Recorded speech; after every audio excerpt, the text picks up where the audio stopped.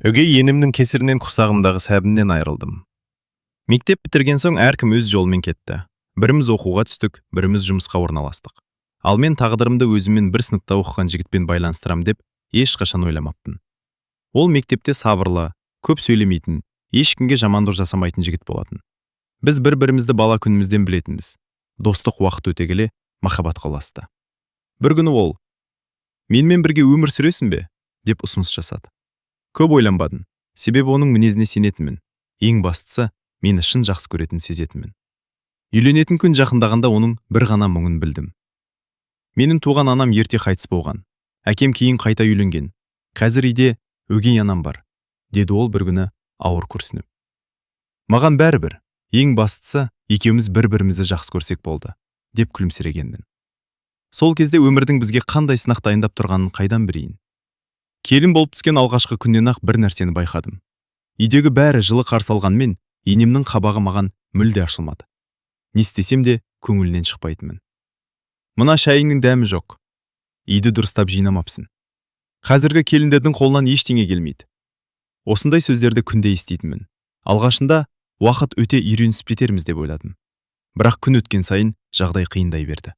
Таңғы 5-те тұрып, түнге дейін үйдің барлық тірлігін жалғыз өзім істейтінмін. Тамақ әзірлеу, сиыр сау, кір жуу, еден сүрту, қонақ күту бәрі менің мойнымда еді. Шаршап отырып қалсам болды. "Келін болып келдің бе, әлде қонақ болып келдің бе?" деп айқайлайтын. Күйеуім жұмыста болатын. Кешке келгенде ештеңе айтпайтынмын. Ана мен баланың арасына түспесін деп үндемей жүрдім. Бірнеше айдан кейін жүкті екенімді білдім. Бұл жаңалықты естіген күйеуімнің қуанышында шек болмады.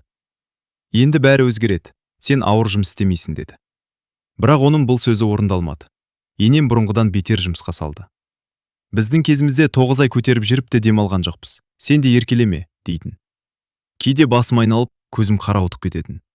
"Ене, аздап демалайыншы" десем, "Дәл сендей келіндерді көргенмін, жалқаулықтың бәрі" деп сөзімді бөліп тастайтын. Бір күні үйдің үлкен бөлмесін жуып жүрдім. Қолымда ауыр шелек, белім сырқырап тұр. Бірақ тоқтасам тағы ұрыс еститінімді білетінмін. Кенет ішім қатты шаншып кетті.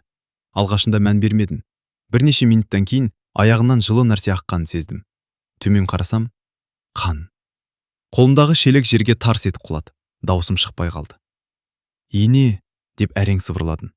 Ол жүгіріп келудің орнына "Еденді бұлғап тастадың ғой" деп ұрса жөнелді. Сол сәтте ғана көрші әйелдер келіп, жедел жәрдем шақырды. Ауруханада бір апта жаттым. Дәрігерлер сәбиімді аман алып қалу үшін қолдан келгеннің бәрін жасады. "Балаңыздың жағдайы тұрақталды. Бірақ енді міндетті түрде тынығуыңыз керек.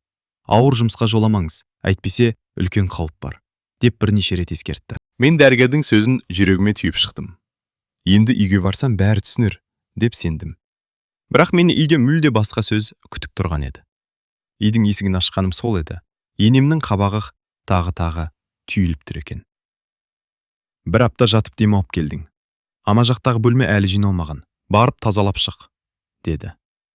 Мен дәрігердің ескертуін айтқым келді, бірақ ол тыңдамады. "Сенен басқа жинайтын адам жоқ." Мен үнсіз шүберекті қолыма алдым. Сол кезде бұл шешімнің бүкіл өмірімді өзгертіп жіберетінін әлі білмеген едім. Шүберекті сулап, бөлменің еденін сүрте бастадым. Денем әлсіз еді. Ауруханадан шыққаныма небәрі бірнеше сағат болған. Дәрігердің "Ең болмаса 2 апта толық тынығыңыз, ауыр жұмыс істемеңіз" деген сөзі құлағымнан кетпей тұрды. Бірақ оны тыңдайтын адам болмады. "Қимылыңды тездет. Бір апта ауруханада жатып, жұмысқа деген зауқың қашып өткен шығар" деді енем ашулы үнмен. Мен үндемедім. Қарсы сөйлесем, ұрыс одан сайын күшейетінін білетінмін. Бөлменің терезесін сүртіп жатқанда ішім қайтадан шым ете қалды. "Өтіп кетер" деп өзімді жұбаттым. Бірақ ауырсыну күшейе берді. Бір кезде белімнен төмен қарай жылы нәрсе аққанын сездім. Жүрегім зу ете қалды. Төмен қарасам, тағы да қан. Бұл жолы бұрынғыдан да көп еді. Қорыққанымнан "Ене, маған жаман болып барады" дедім. Ол болса маған емес, еденге қарап. "Тағы былғадың-ға? Осы сенен басқа бәле жоқ екен" деп айқайлады. Сол сәтте көзім қарауытып, отырған жеріме құлап түстім. Көзімді ашқанда тағы да ауруханада екенмін. Қасында күйеуім отыр. Көзі қызарып кеткен. Мен бірден ішімді ұстап, балам мамам ба? Деп сұрадым. Ол үнсіз басын төмен түсірді. Дәл сол үнсіздік бәрін айтып тұрды. Кешір, біз баланы сақтап қала алмадық, деді дәрігер жай ғана. Сол сәтте жүрегімнің бір бөлігі жұлынып кеткендей болды. Мен айқайлап жыладым. Бұл жай ғана сәби емес еді. Бұл біз күткен тұңғышымыз болатын. Оған ат қойып та қойғанбыз. Болашағын армандап үлгергенбіз. Бірақ сол армандардың бәрі бір күнде күлге айналды. Үйге қайтқым келмеді. Енемнің жүзін көргім келмеді. Күйеуім де үнсіз жүрді. Ол бәрін түсінетін сияқты еді, бірақ анасына қарсы бір ауыз сөз айта алмады. Үйге келген соң енемнің айтқаны әлі күнге дейін есімде. Болары болды. Жылап не қыласың? Жассың ғой, тағы табасың. Осы сөз жүрегімді тілгілеп өтті. Мен үшін ол сәби ешқашан тағы табылатын бала емес еді. Ол менің алғашқы перзентім болатын. Сол түні жастығымды құшақтап таң атқанша жыладым. Ал күйеуім үндемей отырды. Мен сол кезде алғаш рет өзіме бір сұрақ қойдым. Егер ол мені шынымен жақсы көрсе, неге мені қорғамады? Осы сұраққа ұзақ уақыт жауап таба алмадым. Баламнан айырылғаннан кейін өмірімнің мәні жоғалғандай болды. Күнде таңертең көзімді ашқанда бәрі жаман түс болса екен деп тілейтінмін. Бірақ шындық өзгермеді. Үйдің іші бұрынғыдай, сол қабырғалар, сол адамдар. Тек мен ғана бұрынғы мен емес едім. Жүрегімде орны толмас жара қалды. Ең ауыры, ешкім менің қайғымды түсінбегендей көрінді. Енем бұрынғысынша жұмысқа жұмсайтын. Жылай бергеннен ештеңе өзгермейді. Үйдің тірлігі өзінен өзі істелмейді, дейтін. Ал күйеуім үндемейтін. Ол мені жұбатуға тырысқанымен анасына қарсы шыға алмады. Менің жанымды ауыртқанда осы еді. Арада бірнеше ай өтті. Бір күні тағы да аяғым ауыр екенін білдім. Бұл жаңалықты естігенде қуана алмадым. Қайта қорқыныш биледі. Тағы да сол жағдай қайталанса ше? Дәрігерлер бұл жолы өзімді ерекше күтуімді тапсырды. Мен де барынша сақтандым. Бірақ енемнің мінезі өзгерген жоқ. Жүкті екенмін деп қанша болмай-ақ қой, дейтін. Сонда да бұл жолы күйеуім араласып, ауыр жұмыстарды істетуге тырысты. Бәлкім алғашқы баладан айырылғанымыз оған да үлкен сабақ болған шығар. Айлар өте берді. Толғағым басталған күні қатты қобалжыдым. Бір ғана тілегім болды. Кек сәбиім аман болса екен. Сағаттаға созылған толғақтан кейін дәрігер қолыма кішкентай қызымды ұстатты. Қызымды алғаш құшағыма басқан сәттегі сезімді сөзбен айтып жеткізу мүмкін емес. Мен тоқтамай жылай бердім. Бұл қайғының емес, қуаныштың көз жасы еді. Қызды болдыңыз, құттықтаймын, деген дәрігердің сөзі әлі күнге дейін құлағымда. Қызымның кішкентай саусақтарын ұстап отырып, енді сені ешкімге жылатпаймын, деп сыбырладым. Бірақ үйге оралған соң бұрынғы өмір қайта басталды. Енемнің қабағы сол баяғыдай. Ол немересін жақсы көргенмен, маған деген көзқарасын өзгерткен жоқ. Күн сайын ұрыс, күн сайын кінәлау, күн сайын ауыр сөз. Мен бәріне шыдадым. Қызым әкесіз өспесін деп шыдадым. Бір күні тағы да болмаш нәрседен үлкен жаңжал шықты. Енем мені бүкіл туыстың көзінше қорлап сөйледі. Сол кезде алғаш рет үнсіз қалмадым. Мен де адаммын. Менің де жүрегім бар, дедім көзіме жас алып. Ол болса, ұнамаса бұл үйден кет, ешкім ұстап отырған жоқ, деді. Мен күйеуіме қарадым. Ол тағы да үнсіз тұрды. Сол үнсіздік менің тағдырымды бір жола өзгертті. Сол күні қызымды құшағыма қысып, өз үйімнен кетуге шешім қабылдадым. Бұл неке енді бұрынғыдай болмайтынын жүрегім сезді. Қызымды құшағыма алып, әке-шешемнің үйіне келген күні өзімді жеңілген адамдай сезіндім. Бір қолында кішкентай қызым, бір қолында аз ғана киім салынған сөмке. Анам мені көрген бойда ештеңе сұрамады.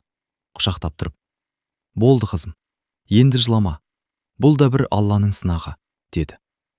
Сол сөзден кейін ғана өзімді еркін жіберіп, еңіреп жыладым. Бірнеше күннен кейін күйеуім телефон шалды. Үйге қайтшы, бәрін түзетеміз, деді. Не түзетесің? Мен баламнан айырылғанда үндемедің. Мені күнде қорлаған кезде қорғамадың. Енді кеш, дедім. Ол үндемей тұтқаны қойды. Көп ұзамай ресми түрде ажырастық. Қағазға қол қойған сәтте жүрегім ауырды. Мен оны әлі де жақсы көретінмін.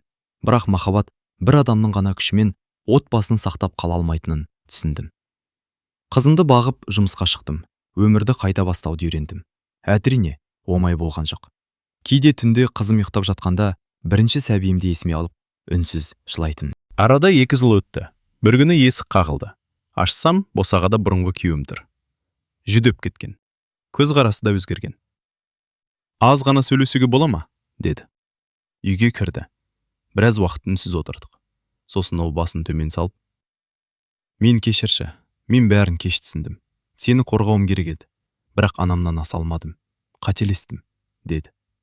Мен үнсіз тыңдап отырдым. Үйге қайтайық. Қызымыз әке-шешесімен бірге өссін. Бәрі басқаша болады, деді. Мен оның көзіне тіке қарап, мен сені кешірдім, бірақ сол үйге енді ешқашан бармайым, дедім. Онда бөлек тұрамыз. Жоқ, мен қорқынышпен өмір сүргім келмейді. Ол тағы да біраз үнсіз отырды. Ауылдағылар өгей шешесін тастап кетті деп сөгеді. Сол үшін де қайтқаныңды қалаймын, деді жай ғана. Мен күліп жібердім, бірақ ол күлкіде қуаныш жоқ еді. Сен әлде елдің сөзін менен жоғары қойып тұрсың. Ал мен үшін ең қымбат нәрсе өзіңнің тыныштығым мен қызыңның болашағы. Ол жауап бере алмады.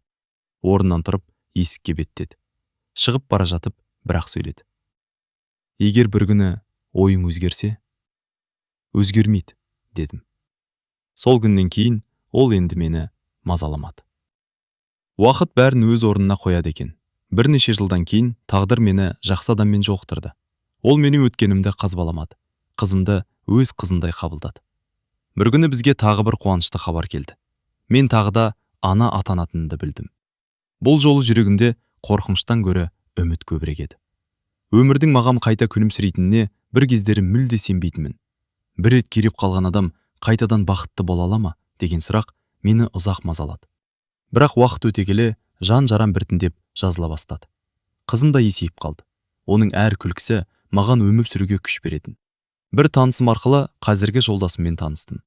Алғашында ешқандай қарым-қатынас туралы ойлаған жоқпын. Өйткені жүрегімде қорқыныш әлі де бар еді. Бір күні ол маған, өткен өміріңді айтып беруге міндетті емессің. Бірақ сенің көзіндегі мұңды байқап жүрмін. Егер бір күні айтқың келсе, тыңдауға дайынмын, деді. Осы сөздің өзі мені таңғалдырды. Ол мені ешқашан асықтырмады. Қызыммен де тез тіл табысып кетті. Қызым оны алғаш рет әке деп атаған күні көзіме еріксіз жас келді. Мен сол сәтте Алладан кейінгі үлкен сыйды алғандай сезіндім. Біз шағын той жасап, жаңа өмір бастадық. Ең бастысы, бұл үйде айқай жоқ еді, қорлау жоқ еді. Мені ешкім таңғы 5-те тұрғызып жұмысқа салмайтын, керісінше жолдасын. Шашасаң демал, үйдің жұмысы күте тұрады дейтін. Басында мұндай сөздерді естігенде өзім де сенбей қалатынмын. Өйткені бұрын әйел адамның демалуға құқығы жоқ сияқты өмір сүріп келген едім. Бір күні тағы да аяғым ауыр екенін білдім. Қолындағы тестке ұзақ қарап отырып қалдым. Қуанышпен бірге қорқыныш та келді. Өткендегі қайғылы күндер көз алдыма қайта оралды. Жолдасым айтқанда ол қуанып кетіп. Бұл жол сен ешқандай ауыр жұмыс істемейсің. Мен бәрін өзім жасаймын, деді. Ол уәдесінде тұрды. Әр тексеріске бірге барды. Дәрігердің айтқанын бұлжытпай орындадық. Айлар өте берді. Содан кейін дүниеге сап-сау ұлымыз келді. Ұлымды алғаш қолыма алған сәтте, жүрегімдегі көп жылдық қорқыныш еріп кеткендей болды. Мен тағы да жыладым. Бірақ бұл жолы көз жасым шүкіршіліктің жасы еді. Қазір қызым мен ұлым өсіп келеді. Үйімізде күлкі көбейді.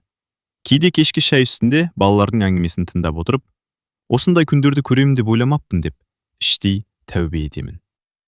Ал бұрынғы күйеуім туралы хабарда ара-тұра ауыл адамдары айтып тұрады.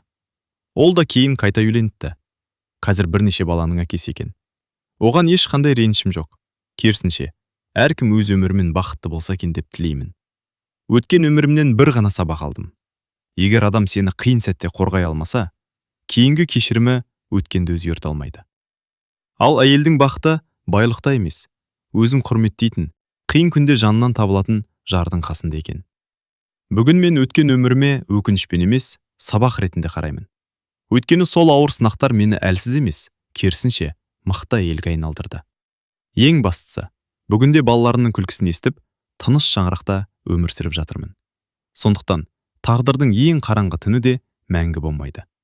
сабыр еткен адамға бір күні міндетті түрде жарық таң атады.